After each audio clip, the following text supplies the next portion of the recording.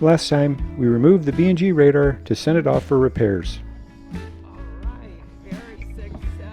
We received an education on motorcycle sounds. Potato, potato, potato, potato, potato, potato, potato.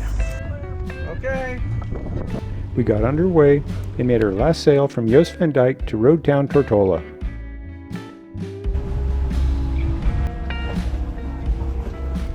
We took a cab ride over to Cane Garden Bay and had a close encounter with a large truck on a hairpin turn. It's a close call there. He said. Cane Garden Bay. We had a nice lunch at Mayette's. Beautiful here. We took a walk on the lovely beach. We did a drive-by at the Cowwood Rum Distillery. Our guests packed up and departed the boat for home. It is always bittersweet when our guests leave. We had such a wonderful time together.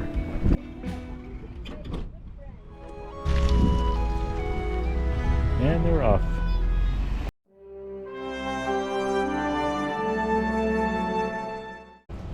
So our guests are gone, and these two lovely ladies are helping us clean the boat up. So this place is all sparkly clean now.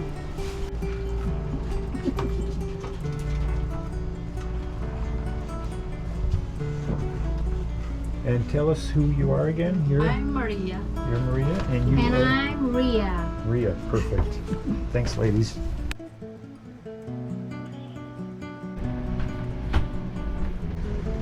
We defrosted the freezer. We defrosted the fridge.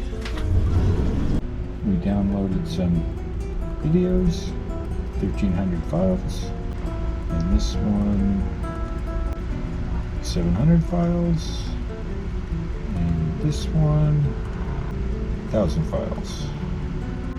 So, a lot of content. After receiving some pretty heavy criticism for the frozen yogurt treat, here's another one. Frozen yogurt works like a charm. Just don't use the sugar-free yogurt. Use regular yogurt. Everything with sugar is better than sugar-free. Not really, but sort of. A little something to have our guests feel invited and welcome. I wonder what's happening here. Oh my, she's on the phone again. The crew from Conch has returned from their day charter, and I'm going to check in with them. You guys had fun today? Yeah, we had a lot of fun. Good to hear. A lot of fun today. Good to hear. What's up, man? Hey. I hope you got the concept of Conch Chattels. Always get the concept. Don't ever forget it. Alright. Have fun and always stay safe. Peace out, bros. Hello. Hey, listen. What happened? You alright, Hazel? She alright, man. She good, man. Okay. Are you perfect. okay? That's what we're talking about. She good, man. Not long ago, we discovered that the Gypsy Pawl had broken, so the parts had arrived, and now I'm going to install them. First, we must disassemble it, remove the old part, clean it up, and make it ready to receive the new part.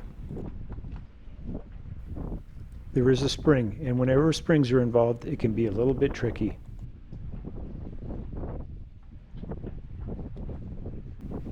Needle nose pliers are a must-have on any boat. They come in handy for all sorts of things, including removing hooks from fish. Removing the old spring took a little bit of finesse and a little patience. There is always a delicate balance between too much force and making matters worse, and just enough force to massage it out. There was quite a bit of corrosion, and it took some PB Blaster and some patience to massage it out. Finally, the spring came out. Bingo. Now that the spring is out, it's time to clean out the hole, remove all the corrosion and PB Blaster, so the new spring slides right in. My eyes are closed when I'm blowing, so I don't get any debris into them. The Gypsy locker is frozen, so I'm going to take it apart, disassemble it, clean it, and reassemble it so that it works as designed. taking a small break. With the Gypsy Paw missing, servicing the Gypsy locker was ideal. The Gypsy Paw was out of the way and had good access. Another case where corrosion has interfered with the operation of the Gypsy locker, so I'll clean it up, lubricate it, and reassemble it so it works as designed.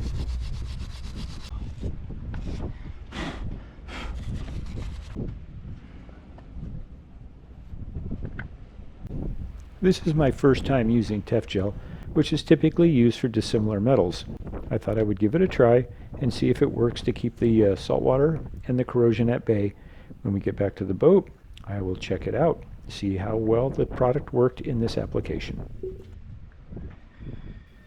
Reassembly is quite easy. There's the locker, one bolt and one spring. They just have to be rearranged and then the screw tightened.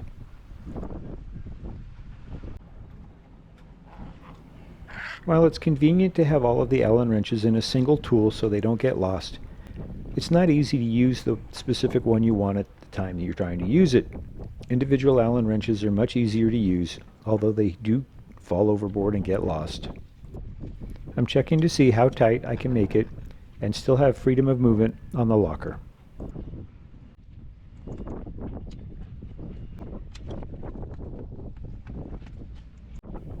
Now that the Gypsy locker is all installed and working properly, it's time to put the Gypsy Pawl back in. It was quite a chore to get the spring for the Gypsy Pawl reinstalled, but I finally figured it out and got it in.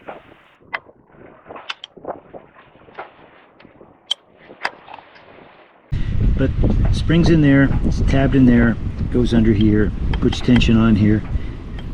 This keeps the chain in the Gypsy. All right, everything is back in business. This is working, and this is working, and this keeps the chain in the Gypsy. Helps to prevent skipping. I like a boat where everything works the way it's designed to work.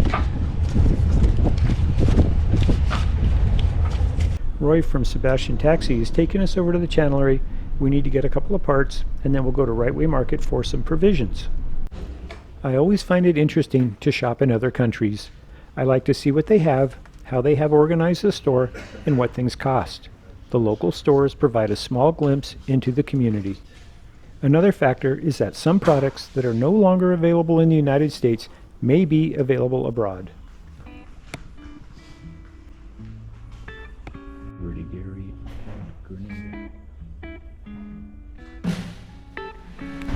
And here we are at Right Way.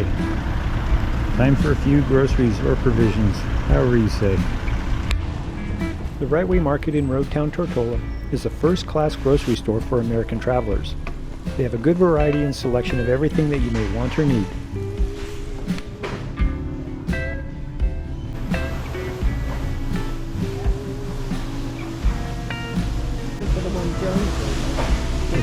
Kendall Jackson. While not inexpensive, the good news is that they may have what we are looking to purchase. At Right Way, it is quite easy to find familiar foods and brands.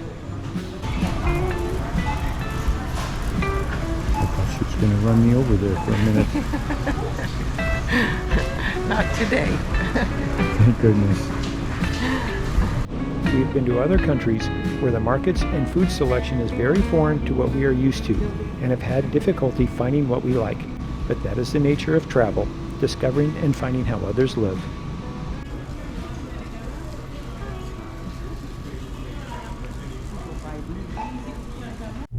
We have our boat parts and provisions and are headed back to the boat. I always like to do a little sightseeing, even if it has become a familiar area.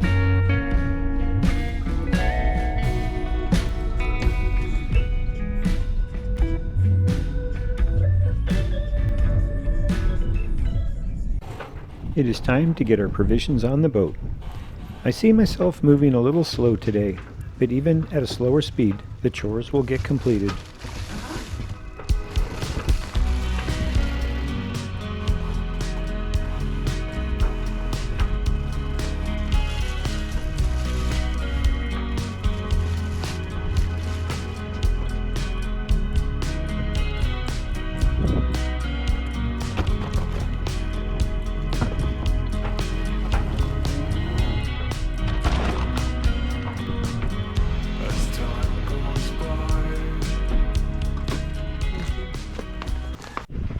I'm going to install a larger shackle between the swivel and the anchor, as the one I installed is too small.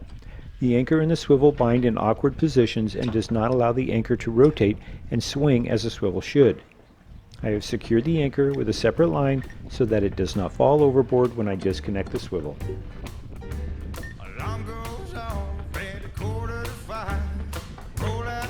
The swivel has been disconnected and now it is time to remove the shackle.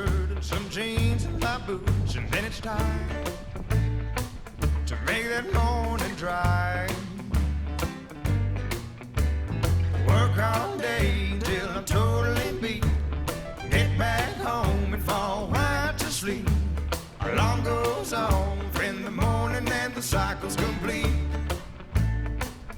Work, sleep, repeat. I am putting thread lock on the threads, but I neglected to test to see if the bolt would fit freely in the anchor slot. As you can see, it is a really tight fit.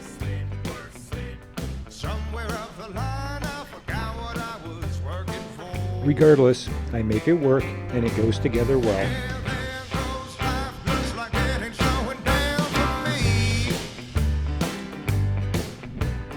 All I ever do is work, sleep, repeat.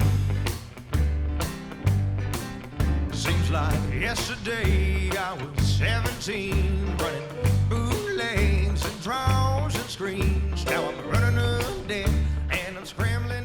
Now that the shackle is attached to the anchor, it is time to attach the swivel to the shackle, adding some thread lock and reassembling.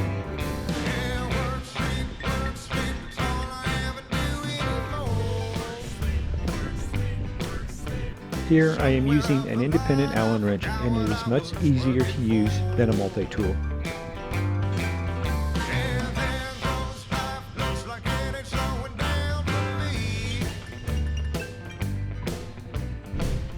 The ground tackle assembly is complete. Now it is time to remove the safety line that was holding the anchor and perform a down and up test to verify that the larger shackle fits through the equipment.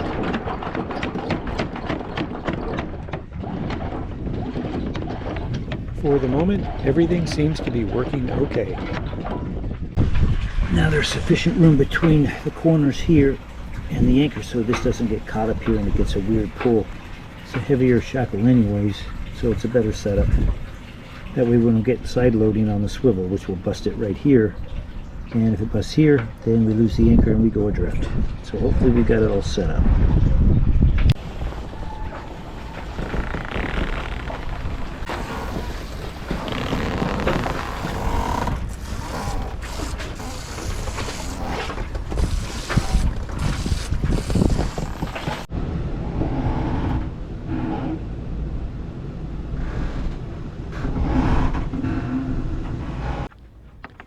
Before we untie the lines, I will top off the water tank. While we do have a water maker, it is easier to leave the dock with full water tanks.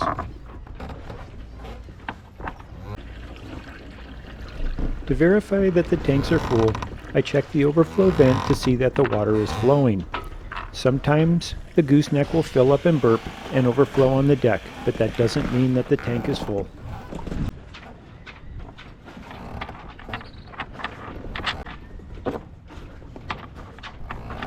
An easy yet important task is complete.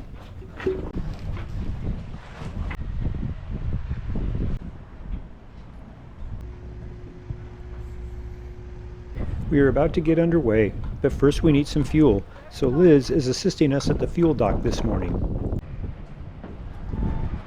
Thank you. We're on our way from Conch Charters to the North Sound of Virgin Gorda. The Admiral's at the helm. Come back next time as we sail to Virgin Gorda, Jost Van Dyke, and return to the dock a few days later to pick up our guests. All this and more. We appreciate your likes, invite you to subscribe, and please leave a comment or a question. Thanks for watching.